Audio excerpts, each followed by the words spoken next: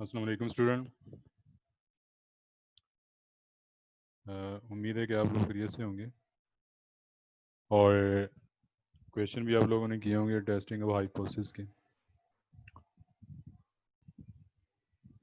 अच्छा स्टूडेंट, हमारा testing of hypothesis about mu वाला टॉपिक चल रहा है और जिसमें आपने देखा है कि 3 फॉर्मूले यूज़ होते हैं under 3 condition. First condition when sigma is given and second condition when sigma is not given and n greater than 30, and third condition when sigma is not given and n less than 30। तो ये student आपको याद हो चुका होगा, interval में भी हमने ये चीज़ें देखी किस तरह डाटा निकालते हैं। तो ये आपने डिसाइड करना है कौन सा फॉर्मूला यूज़ करना है according to the given data. और क्रिटिकल रीजन, अगर आपके पास z का फॉर्मूला है तो z वाला क्रिटिकल रीजन यूज़ होगा। अगर आपने t का फॉर्मूला लगाया है तो t का क्रिटिकल रीजन यूज़ होगा। और t का टेबल देखना आपको मैंने बताया हुआ, सेम वही तरीका है t का टेबल देखने का। और z का टेबल देखने का तरीका मैंने आपको बताया हुआ है, z का भी स्टूडेंट वही तरीका है। लेकिन यहाँ पे थोड़ा सा मैं आपको एक्सप्लेन कर दूं कि अगर आपके पास अल्फ़ा की वैल्यू है, अच्छा ये स्टूडेंट टेस्टिंग में जो अल्फ़ा दिया जाता है ना वो आमतौर पे 5%, 1% और 10% होता है लेवल ऑफ सिग्निफिकेंस। और जो कॉन्फिडेंस इंटरवल होता है वो आमतौर पे 90%, 95%, 98%। ये स्टूडेंट दोनों एक दूसरे के कंप्लीमेंट होते हैं। कॉन्फिडेंस कोएफिशिएंट और लेवल ऑफ सिग्निफिकेंस एक दूसरे के कंप्लीमेंट होते हैं। आपने देखा है कि लेवल ऑफ सिग्निफिकेंस अल्फा होता है और कॉन्फिडेंस कोएफिशिएंट 1 माइनस अल्फा होता है। ये अल्फा है और वो 1 माइनस अल्फा होता है, तो एक दूसरे के कंप्लीमेंट ही हुए ना। कि अगर ये 5% है तो वो क्या हो जाएगा 95%, अगर ये 10% है तो वो क्या हो जाएगा 90%, अगर ये 1% है तो वो कॉन्फिडेंस कोएफिशिएंट क्या हो जाएगा 99%। सेम वही तरीका है वहाँ पे भी। आपको याद होगा स्टूडेंट, जब मैंने आपको टेबल के बारे में बताया था कि हम 1 माइनस अल्फा रख के वहाँ पे अल्फा निकालते हैं और यहाँ पे अल्फा उसने डायरेक्ट ही दिया हुआ है, ये फ़र्क है उसमें। और फिर हम अल्फा आपके पास जो 5% आ रहे हैं,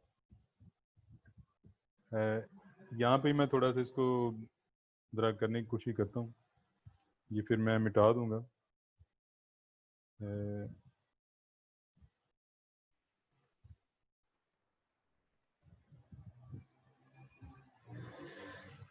अब स्टूडेंट ये अल्फा अगर 5% है तो अल्फा बाई 2 का आपके पास क्या हो जाएगा, वो हो जाएगा 0.0225। क्लियर? अल्फा बाई 2 आपके पास क्या हो जाएगा 0.025। फिर आपको याद है कि इसको हम 1 में से माइनस करते थे,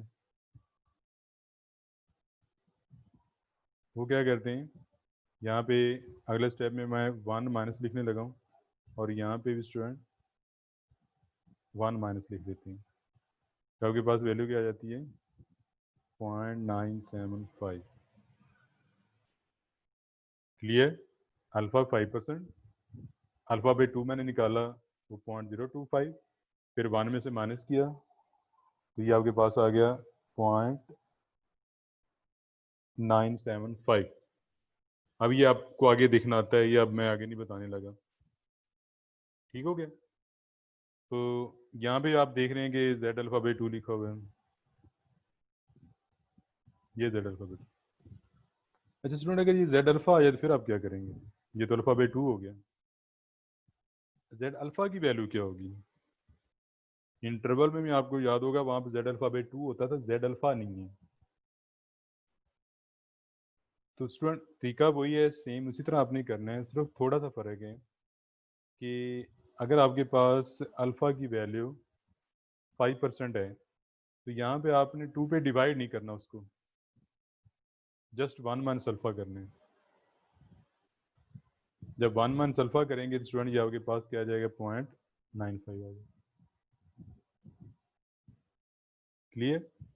अल्फ़ा 5%, 1 मंथ अल्फ़ा 1 में से माइनस कर दो तो आपके पास 0.95 आ जाएगा।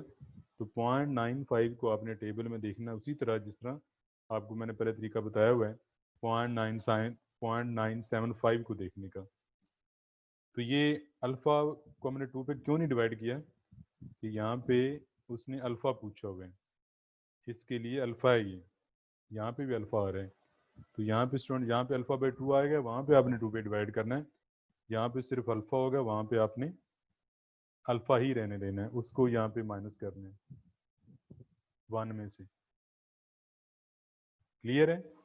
और ये मैंने आपको लास्ट टाइम बताया था कि ये वैल्यू देखना, ये सारा कुछ, ये कोई क्वेश्चन का यहाँ पे हिस्सा लिखने की ज़रूरत नहीं है। आप सिर्फ डायरेक्ट अगर आपको पता है कि अल्फ़ा 5% हो तो जेड अल्फ़ा बाई 2 की वैल्यू क्या होती है, 1.96 होती है, तो आप डायरेक्ट वो वैल्यू लिख सकते हैं, ज़रूरी नहीं कि आप ये सारा निकालें। तो उम्मीद है कि आपको अब पता चल गया होगा। अब ये जेड अल्फ़ा बाई 2 हमने ऑलरेडी किया हुआ था, जेड अल्फ़ा के लिए मैंने दोबारा बता दिया है कि जस्ट आपने 2 पे डिवाइड नहीं करना है, वैसे ही 1 में से माइनस करने हैं। यहाँ पे हमने 2 पे डिवाइड करने के बाद 1 में से माइनस किया था ना, तो वहाँ पे आपने सिर्फ जस्ट 1 मंथ अल्फ़ा करना है और उसको टेबल में देख लेना। यही तरीका टी का भी है। टी में हम अल्फ़ा बाई 2 और वी करते थे ना, वी को इस तरह वर्टिकल और अल्फ़ा बाई 2 को हॉरिजॉन्टल, ये टेबल आपको पता ही है, मैं दोबारा यहाँ पे तफसील में जाना नहीं चाहता, और जिसको ना पता चले वो फिर मुझे मैसेज करके पूछ लें। तो इसमें सिर्फ अल्फ़ा ही रहेगा, 2 पे डिवाइड नहीं करोगे, बस इतना फ़र्क है, बाकी प्रोसीजर सेम ही है, इसमें आप 2 पे डिवाइड नहीं करोगे, वहाँ पे अल्फ़ा अल्फ़ा ही रहेगा। 5% है तो 5% ही रहेगा, 10% तो 10% ही रहेगा, तो इसको डिवाइड करने की ज़रूरत नहीं है। तो एक दफ़ा इसको स्टूडेंट मैं ज़रा क्रॉस करता हूँ ताकि वो मैंने आपके लिए लिखा है सेव ना हो जाए। हाँ जी, तो ये था student testing hypothesis about mu, और इसके बाद है testing of hypothesis about difference mean. तो म्यू के क्वेश्चन करने से पहले थोड़ा डिफरेंस मीन के बारे में आपको समझा दूंगा। तो स्टूडेंट इसका जो हाइपोथेसिस बनेगा, एच नॉट हमेशा इक्वल टू होता है, ये तो आपको मैंने पहले बताया हुआ है। तो H one not equal to होगा, ग्रेटर होगा या लेस होगा, इक्वल टू होगा एच नॉट, और H one not equal to greater या लेस। तो ये नीचे जो लिखा हुआ है ये इतना कोई, बस इसको इधर जाके माइनस करेंगे तो ये आ जाता है, इसको इधर माइनस करेंगे तो ये आ जाता है। तो ये मैंने इसको माइनस किया है, बाकी सेम ही है, ऊपर वाला लिख लें नीचे वाला लिख लें, कोई मसला नहीं। तो इसमें भी student equal to not equal to greater और लेस, उसी तरह यहाँ पे एक पॉइंट आपने ज़रा ध्यान से सुनना है। जिस तरह आपको याद होगा मैंने म्यू में आपको बड़ा एक्सप्लेन किया था कि किस तरह हाइपोथेसिस बनाते हैं, मैंने आपको 2-3 एग्जांपल भी दी थी, चीटिंग वाली और वो प्रोसेस आउट ऑफ कंट्रोल वाली, और उसके अलावा भी और काफ़ी पॉइंट बताए थे जिससे आपको पता चल सके कि हाइपोथेसिस जो है वो किस तरह बनाया जा सकते हैं। तो स्टूडेंट ये बड़ा इजी है, ये 2 मीन्स वाला हाइपोथेसिस बनाना बड़ा इजी है। ये स्टेटमेंट से भी क्लियर हो जाता है कि मेरा हाइपोथेसिस ग्रेटर बनेगा, लेस बनेगा या नॉट इक्वल टू बनेगा। इसकी मैं एग्जांपल एक आपको देता हूँ, आप मुझे फिर बताइएगा कि 2 ग्रुप हैं आपके पास, 2 ग्रुप को आपने कंपेयर करना है, और एक आपके पास ए ग्रुप है और दूसरा आपके पास बी ग्रुप है।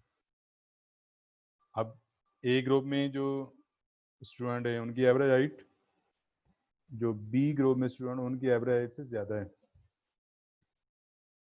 उनकी एवरेज हाइट, ए की एवरेज हाइट बी से ज़्यादा है, या इसको इस तरह इस सेंस में ले लेते, जो मॉर्निंग के स्टूडेंट हैं उनकी एवरेज हाइट इवनिंग के स्टूडेंट से ज़्यादा है। क्लियर?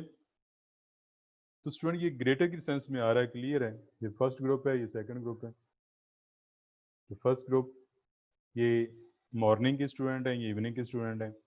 तो मॉर्निंग ग्रेटर देन इवनिंग, यहाँ पे तो क्लियर स्टेटमेंट से पता लग रहा है। म्यू में थोड़ा सा बंदा कंफ्यूज होता है, लेकिन दो ग्रुप में जब दो को कंपेयर करना, वहाँ पे कौन सी कंफ्यूजन है कि ये से बड़ा है, ये से छोटा है, पता लग जाता है। दो मेडिसिन को कब कंपेयर करना चाहते हैं, तो paracetamol is better then Panadol, तो आपको पता लग जाएगा किसको हमने ग्रेटर लिखना है, किसको हमने लेस लिखना है। ARY इज बेटर देन जियो, तो आपको पता लग जाएगा किसको हमने ग्रेटर में लिखना है, किसको आपने लेस में लिखना है। तो इसलिए इसका हाइपोथेसिस बनाना इजी है, मुश्किल नहीं है। तो स्टूडेंट आगे आप देखिएगा कि ये लेवल ऑफ सिग्निफिकेंस वही इसका स्टेप हो गया। यहाँ पे फार्मूला है बिल्कुल डिफरेंस इंटरवल की तरह, डिफरेंस मीन के इंटरवल की तरह। इसके भी 3 फार्मूले होंगे, सिग्मा 1 सिग्मा 2 गिवन हो तो ये वाला फार्मूला यूज़ करना है, not given N1 N2 greater than 30 तो ये Z, और not given N1 N2 less than 30 तो ये T वाला फार्मूला यूज़ करना है। और इसमें स्टूडेंट वही SP यूज़ हो रहा है जो आपने इंटरवल में यूज़ किया था, इसलिए इनकी कैलकुलेशन यहाँ पे तफसील से बताने की ज़रूरत नहीं है। ये इंटरवल में अगर आपने SP निकाला है तो वही SP यहाँ पे वही तरीका है। तो ये इसके भी 3 स्टेप हो गए, ये हमने इंटरवल में भी 3 स्टेप लिखे थे। बाकी देखें क्रिटिकल रीजन, कैलकुलेशन, कंक्लूजन, अब ये सेम है, ये Z का है, ये T का है, सेम उधर से मैंने कॉपी करके यहाँ पे लिख लिया। कैलकुलेशन 5वें स्टेप में आपको पता है, छठे स्टेप में कैलकुलेशन है। तो अब ये मैंने ये चौथा, पांचवा, छठा उधर से मैंने कॉपी करके लिखा म्यू से, इसका मतलब ये 3 कॉमन हो गए। उसके बाद स्टूडेंट ये जो लेवल ऑफ सिग्निफिकेंस है, ये भी मैंने कॉपी करके लिखा है, ये भी कॉमन हो गया। तो फिर डिफरेंस कहाँ पे आ रहा है, एक हाइपोथेसिस बनाने में, एक फार्मूला यूज़ करने में। क्योंकि जो जिस तरह का डाटा हो उसके मुताबिक उसका हाइपोथेसिस बनेगा और उसके मुताबिक उसका फार्मूला यूज़ होगा, बाकी सारे स्टेप्स ही हैं। चलो थोड़ा सा प्रोपोर्शन को भी देख लेते हैं, जो आज फार्मूलों की आपकी प्रैक्टिस हो जाए जरा। स्टूडेंट प्रोपोर्शन में देखें, प्रोपोर्शन भी वो म्यू की तरह, equal to, not equal to, greater, less. जिस तरह म्यू था ना, mu is equal to mu naught, मैंने म्यू की जगह पी कर दिया, p is equal to p naught, p is equal to p naught, p naught equal to p naught, p greater than p naught, और p less than p naught, mu की तरह। और alpha वो इसी तरह copy किए, ये इसका है कि फॉर्मूला यहाँ P hat minus P naught over P naught into 1 minus P naught over M under root. और ये जब z है तो स्टूडेंट z का टेबल यूज़ करना है। अब ये आप कहीं भी जाके जब टेस्टिंग हाइपोथेसिस पढ़ेंगे तो जो स्टूडेंट आप फॉर्मूला यूज़ करेंगे उसी का टेबल होगा। अगर टी का फॉर्मूला है तो टी का टेबल होगा, जेड का फॉर्मूला है तो जेड का टेबल होगा। आगे 2-3 और टॉपिक हैं, एफ पढ़ते हैं, एफ का फार्मूला हो तो एफ का टेबल होता है। एक और टॉपिक है काई स्केयर, तो काई स्केयर का फॉर्मूला हो तो काई स्केयर का टेबल होता है। तो जो भी फॉर्मूला यूज़ हो उसका हम टेबल यूज़ करते हैं। तो ये क्रिटिकल रीजन, ये कैलकुलेशन, ये कैलकुलेशन, ये भी मैंने उधर से कॉपी किया। तो ये भी स्टूडेंट सेम। और चलो लास्ट भी देख ही लेते हैं, डिफरेंस प्रपोर्शन। अगर इसको भी आप गौर करें तो ये म्यू 1 माइनस म्यू 2 की तरह ही है। मैंने यहाँ पे P1 कर दिया, यहाँ P2 कर दिया, बिल्कुल इसी तरह, equal to, not equal to, greater, less.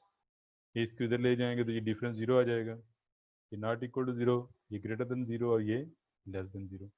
Difference proportion, दो ग्रुप हैं इसमें, अल्फ़ा वही आ गया। और उसके बाद स्टूडेंट इसका जो क्रिटिकल रीजन, कैलकुलेशन, कंक्लूजन, ये फिर मैंने वही कॉपी किया हुआ सेम, ये भी स्टेप रिपीट हो रहे हैं।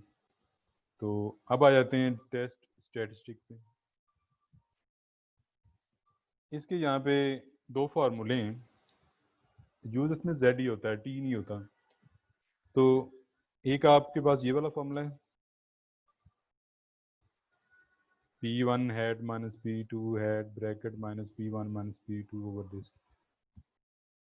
और दूसरा स्टूडेंट ये फार्मूला है जिसमें P हैट C और Q hat C, P hat C, P for combined. तो ये अपने फॉर्मूला कब यूज करना है? जब ये P1 और P2 आपस में बराबर हों, आपस में बराबर हों तो स्टूडेंट ये वाला फॉर्मूला यूज करते हैं। अगर ये बराबर ना हो तो ये वाला फॉर्मूला यूज करते हैं। यहाँ पे पी सी वो किसके बराबर था? N1 P1 hat plus N2 P2 hat over N1 plus N2। या स्टूडेंट इसको इस तरीके से भी निकाल सकते हो, सेम है, कोई फ़र्क नहीं है। यहाँ पे मैंने लिख भी दिया है, P1 हैट होता है X1 ओवर N1। अगर मैं N1 को इधर मल्टीप्लाई करूँ X1 आ जाता है ना, तो ये देखो X1 इसकी जगह भी लिखा हुआ है। अगर मैं N2 को मल्टीप्लाई करूँ तो X2 आ जाता है ना, तो ये इसकी जगह मैंने X2 लिखा हुआ है। तो ये फॉर्मूला यूज़ कर लें, ये कर लें, एक ही बात है। X1 plus X2 over N1 plus N2। और X1 क्या होता है, X2 क्या होता है, N1 क्या होता है, N2 क्या होता है, ये स्टूडेंट आपको मैंने अच्छे तरीके से प्रोपोर्शन में बताया हुआ है जब हमने इंटरवल के सवाल किए थे, वही कंसेप्ट है। तो आपने जब पी सी निकाल लिया तो यहाँ पे क्यू सी निकालना है, 1 माइनस पी कर लेना। जैसा क्यू होता है ना 1 माइनस पी करके, तो आपने 1 माइनस पी कर लेना। तो ये दो फार्मूले हैं, कंडीशन ये याद रखनी है, जब P1 not equal to P2 हो। अच्छा स्टूडेंट, अगर इक्वल टू हो तो डिफरेंस क्या होता है? जीरो होता है। अगर P1 इक्वल टू P2 हो तो डिफरेंस क्या होता है? जीरो होता है। इक्वल टू होगा तो डिफरेंस जीरो होगा ना। अगर वो इक्वल टू नहीं आ रहा, इसमें तो डिफरेंस जीरो भी नहीं आएगा, उसका डिफरेंस जीरो भी नहीं आएगा। इसका मतलब ये हुआ कि अगर एच नॉट आपके पास ये बन रहे हैं और H1 ये बन रहे हैं, ठीक है, इसका मतलब ये है कि उसकी जो वैल्यू आ रही है वो डिफरेंस जीरो आ रहा है। अगर डिफरेंस जीरो आ रहा है तो आपने ये वाला फॉर्मूला यूज करना। ठीक हो गया? अगर स्टूडेंट डिफरेंस जीरो नहीं आ रहा, कुछ वैल्यू आ रही है, यहाँ पे जीरो के बजाय कुछ वैल्यू आ रही है, और वैल्यू कब आएगी? जब आपस में बराबर नहीं होते। जब P1 और P2 बराबर नहीं होंगे तभी उसका डिफरेंस जीरो के अलावा कुछ आएगा ना। जब वो बराबर होंगे तो उसका डिफरेंस जीरो आ जाएगा। तो उस सूरत में आपने, जब ये डिफरेंस बराबर नहीं आ रहा, P1 not equal to P2 आ रहा, तो ये वाला फॉर्मूला यूज करना है। और ये यहाँ से पता लग जाता है कि इतना ये कोई मुश्किल नहीं है। इसके अगर कोई वैल्यू आ रही है कुछ, तो इसका मतलब है कि डिफरेंस बराबर नहीं है, ये P1 P2 बराबर नहीं है, तो आपने फिर ये वाला फॉर्मूला यूज़ करना है। अगर जीरो आ रहा है तो इसका मतलब ये है कि बराबर है तभी जीरो आ रहा है ना, फिर आपने ये वाला फॉर्मूला यूज़ करना है। लेकिन करना इसमें जेड ही है, टी वाला इसमें यूज़ नहीं हो रहा। अब स्टूडेंट इसका जो हाइपोथेसिस है, जिस तरह मैंने आपको डिफरेंस मीन का बताया है कि दो ग्रुप को कंपेयर करने हैं, तो इजीली पता लग जाता है कि जब आपने दो ग्रुप को कंपेयर करना हो तो कौन सा ग्रेटर बन रहा है, कौन सा लेस बन रहा है। ठीक है? और स्टूडेंट एवरेज में हमने जो बेटर था उसको ग्रेटर की सेंस में लिखा, मतलब food A is better than food B. Food A is better than food B, तो μ1 ग्रेटर देन μ2 लिखेंगे, ग्रेटर की सेंस में आता है। और यहाँ पे प्रोपोर्शन में एक पॉइंट जरा आपने ज़हन में रखना है इसका हाइपोथेसिस बनाते हुए, जब आपने दोनों को कंपेयर करने हैं, ईजी है, मुश्किल नहीं है दो ग्रुप को कंपेयर करने, लेकिन उसमें आपने देखना है कि जो प्रोपोर्शन है P1 ये किस चीज़ की प्रोपोर्शन और P2 किस चीज़ की प्रोपोर्शन है। P1 किसकी प्रोपोर्शन है और P2 किसकी प्रोपोर्शन है। और इसमें आपको प्रोपोर्शन का पता ही है, जिस तरह मैंने आपको एग्जांपल भी दी थी कि आपकी क्लास में 50 स्टूडेंट हैं, उसमें से 20 गर्ल्स हैं, तो उसकी प्रोपोर्शन क्या हो जाएगी, 20/50 हो जाएगी। और प्रोपोर्शन असल में प्रोबेबिलिटी ही होती है। तो अब मैं एक स्टेटमेंट बोलने लगा हूँ, उसको आपने ध्यान से सुनना है और इस पर गौर करना है कि प्रोपोर्शन में जब आप दो ग्रुप को कंपेयर करते हैं तो आपको प्रोपोर्शन को मद्देनज़र रखना पड़ता है कि P1 किसको ज़ाहिर करता है और P2 किसको ज़ाहिर करता है। और ये मैंने μ1 μ2 में एक वैसी जोर दे के बात नहीं की, वहाँ पे आपने दोनों को कंपेयर करना है, जो बेटर है वो ग्रेटर की सेंस में आ जाता है। तो यहाँ पे स्टूडेंट प्रोपोर्शन को अपने जहन में रखना, प्रोपोर्शन किस चीज़ की है। अब मैं एग्जांपल देने लगा हूँ कि P1 आपके पास प्रोपोर्शन है डिफेक्टिव आइटम की, मोटरसाइकिल की जो परफॉर्मेंस है उसकी प्रोपोर्शन है। और उसके बाद स्टूडेंट आप मोटरसाइकिल की ट्यूनिंग कराते हो, ओवर हालिंग कराते हो, उसके बाद वाली जो प्रोपोर्शन है वो P2 आ रही है। अब वो डिफेक्टिव की प्रोपोर्शन है, पहले कितने डिफेक्टिव थे और बाद में कितने डिफेक्टिव हैं, पहले कितने डिफेक्टिव थे और बाद में कितने डिफेक्टिव हैं। ये इसकी मैं एक और एग्जांपल आपको इस सेंस में देता हूँ कि एक मशीन है, फर्स्ट नंबर पे वो आइटम प्रोड्यूस करती है जिसमें कुछ डिफेक्टिव होते हैं। ठीक हो गया, मशीन 1 है जो आइटम प्रोड्यूस करती है और उसमें कुछ आइटम जो है वो डिफेक्टिव होते हैं, तो वहाँ पे डिफेक्टिव की प्रोपोर्शन आ जाएगी। क्लियर। अब हम मशीन की ओवरऑलिंग करते हैं, ट्यूनिंग करते हैं, उसको साफ करते हैं, सफाई करते हैं, ओवरऑलिंग करते हैं, तो उसके बाद स्टूडेंट हमारे पास कुछ डिफेक्टिव आते हैं और फिर हम उनकी प्रोपोर्शन मालूम करते हैं जिसको हमने P2 रखा हुआ है।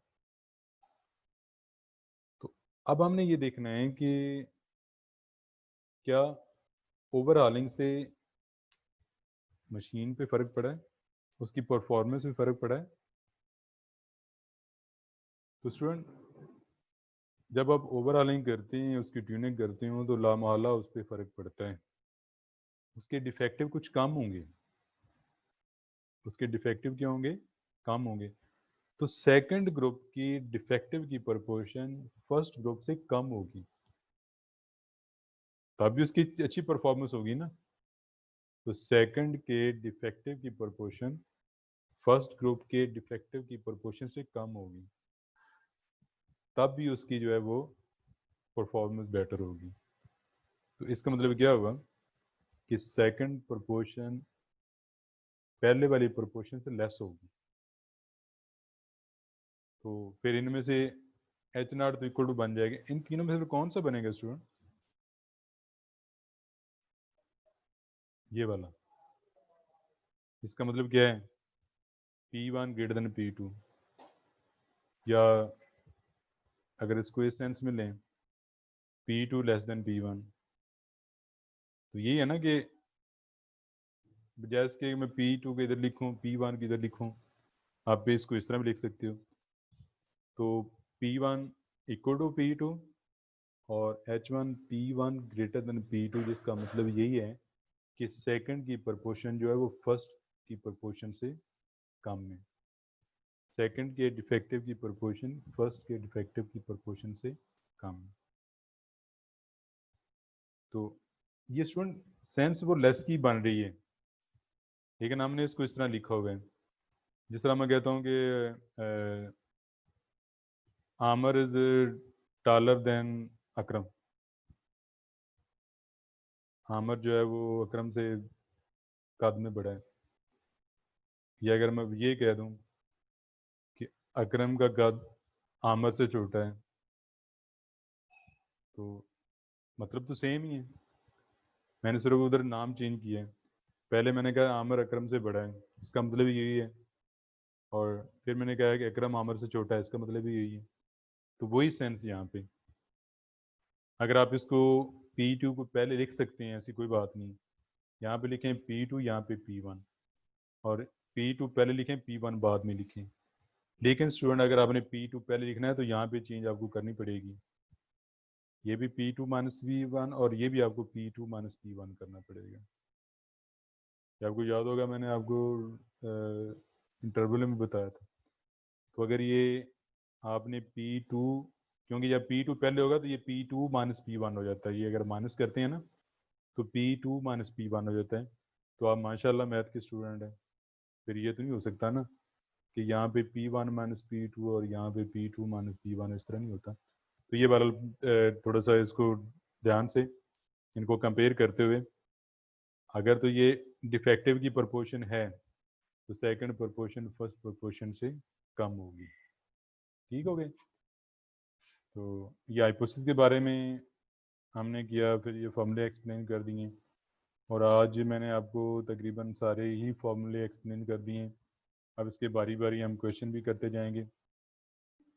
तो स्टूडेंट ये था लास्ट टाइम हमने किया। अभी एक क्वेश्चन है, आपने भी किया होगा कुछ, मैं ज़रा जल्दी जल्दी में आपको डाटा बता देता हूँ कि क्या इसमें होगा। इसमें तो प्रॉब्लम ही नहीं है ना, इसमें डाटा सारा निकला हुआ है, क्लियर नज़र आ रहा है कि हाइपोथेसिस बना हुआ है equal to not equal to. Student alpha दिया हुआ है 5%, एन 64 है, एक्स बार 12 है, और आगे क्या है, ये 144 आपके पास स्टूडेंट जो है वो वेरिएंस दिया हुआ है, और किसका, पॉपुलेशन का है। यहाँ पे सैंपल ले रहा है, इधर यहाँ पे इधर, इसलिए ये सैंपल का नहीं हो सकता। तो ये वेरिएंस सिग्मा स्केयर है, सिग्मा स्केयर ये पॉइंट में रखा, हमें सिग्मा चाहिए होता है। तो इसमें उसने 95% कॉन्फिडेंस इंटरवल भी पूछा हुआ और हाइपोथेसिस भी पूछा हुआ है। स्टूडेंट इसमें दोनों चीज़ें आपने करनी है, एक दफ़ा आपने हाइपोथेसिस टेस्ट करना है, और एक दफ़ा आपने 95% कॉन्फिडेंस इंटरवल मालूम करना है। उसके बाद नेक्स्ट क्वेश्चन है, सैंपल ऑफ 400 है, मीन 6 है, ये तो क्लियर लिखा हुआ है, सैंपल है तो मीन तो एक्स बार होगा। Can this sample be recorded as a simple sample from large population with mean mu and standard deviation sigma। देखो उसने यहाँ पे n दिया हुआ था, साथ उसने x बार कैलकुलेट कर लिया। उसके बाद वो कहता है, स्टेटमेंट ये कहता है, क्या ये सैंपल जो है ये वाला, ये हमने उस पॉपुलेशन से लिया है जिसका मीन 6.2 है और जिसकी स्टैंडर्ड डेविएशन 2.25 है। तो इसका मतलब ये हुआ कि ये आपके पास म्यू है और ये आपके पास सिग्मा है। तो पहला फॉर्मूला यूज होगा, हाइपोथेसिस क्या बनेगा, just equal to not equal to. बस आपने सिर्फ यही बताना है कि जिस पॉपुलेशन से हमने सैंपल लिया हुआ है उसका मीन 6.2 है या नहीं है, कोई ग्रेटर लेस की सेंस नहीं बनी, just equal to not equal to. उसके बाद नेक्स्ट वन है 13.5, test whether these values are consistent with the population mean 8, चलिए लिखा हुआ है। Assuming the weights are normally distributed with standard deviation 0.28। अच्छा स्टूडेंट ये वाला क्वेश्चन इनकम्प्लीट है, इसको रहने दें आप, इसमें मिसिंग है डाटा, क्योंकि इसमें सिग्मा दिया है, इसमें एक्स बार मुझे नज़र नहीं आ रहा, तो इसको आप रहने दीजिएगा। नेक्स्ट क्वेश्चन है, ये आपको एग्जांपल भी दी थी, याद आ गया होगा। Process is in control when the average amount of instant coffee that is packed in jar 6.0 ounce। तो हमने तो वो फिलिंग और बोतल वाली बात की थी ना, तो प्रोसेस आउट ऑफ कंट्रोल, सारे वो जो जार में कॉफ़ी फिल करते हैं वो भी वही प्रोसेस होता है, वो मशीन उसमें फिल करती जाती है। तो standard deviation of 0.20 ounce, sample of, अब यहाँ पे सैंपल ले रहा है वो, यहाँ पे सैंपल ले रहा है, इसका मतलब पहले म्यू और सिग्मा दिया हुआ है। तो N25 और उसका मीन जो है वो 6.1 है। Test at 5% level of significance whether the process is not out of control। तो ये आपको मैंने बड़ी अच्छी तरह एग्जांपल दी थी।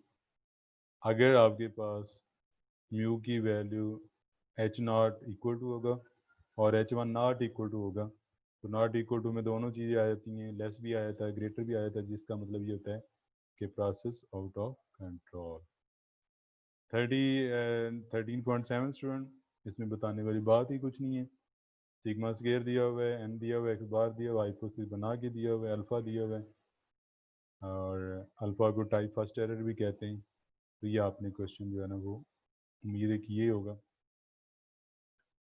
इसके बाद ये स्टूडेंट, ये सैंपल वैल्यू दी हुई है, इससे आपने एक्स बार मालूम कर लेने हैं, और ये म्यू दिया हुआ है। Mean voltage of cells when stored was 1.51 volt. वो जब सेल एक जगह स्टोर करते हैं, जितने भी करते हैं, उनकी एवरेज जो है वो 1.51 है, उसमें से सैंपल लेते हैं, ये सैंपल लिया स्टूडेंट, तो इससे आपने एक्स बार मालूम कर लेना है, और ये स्टैंडर्ड डिवीजन उसने दी हुई है। पॉपुलेशन स्टैंडर्ड देखो क्लियर लिखा, population standard division 0.02 is there reason to believe that the cells have deteriorated। हाँ जी, एक्स बार तो यहाँ से कैलकुलेट कर लेना, म्यू ये दिया हुआ है, सिग्मा ये दिया हुआ है। तो स्टूडेंट इस लफ्ज़ पे जोर ज़रा आपने चेक करना है इसको, इसका मतलब क्या है, क्या इसमें कोई सेंस बनती है लेस या ग्रेटर की। अगर ये लेस या ग्रेटर की सेंस बनती है तो एक्स बार और म्यू को कंपेयर कर लेना, आपको पता लग जाएगा कि ग्रेटर होगा या लेस होगा। इसको ज़रा मेहनत देखना कि क्या है इसका, फिर आपको अंदाज़ा हो जाएगा कि लेस और ग्रेटर की सेंस बन रही है या नहीं बन रही। फिर ये वाला नेक्स्ट 13.9, इतना बड़ा सा क्वेश्चन है, इसको तो पहले पढ़ लेना ना। उसमें अगर इसमें ये मोर देन 5000 पाउंड गैर है, तो यहाँ पे इसका मतलब है कि लेस और ग्रेटर की सेंस बन रही है, तो आप एक्स बार और म्यू को कंपेयर कर लेना, आपको पता लग जाएगा कि ये ग्रेटर बनेगा या लेस बनेगा। तो बाकी स्टूडेंट ये कुछ क्वेश्चन सॉल्व भी हुए हैं, ये आपके सामने है। तो ये म्यू के क्वेश्चन साथ टी के भी आ रहे हैं, तो इतनी काफ़ी हैं, इनकी प्रैक्टिस करना, और अगर कोई प्रॉब्लम हुआ तो ठीक है, अदरवाइज वरना डिफरेंस ऑफ मीन कम करेंगे। और साथ जो आपके पास दूसरी बुक है उसका चैप्टर नंबर 16 और 18, चैप्टर नंबर 16 और 18 उसको भी देखना, उसमें भी जेड और टी के सवाल हैं। तो इंशाल्लाह बाकी कल से। थैंक यू, अल्लाह हाफिज़।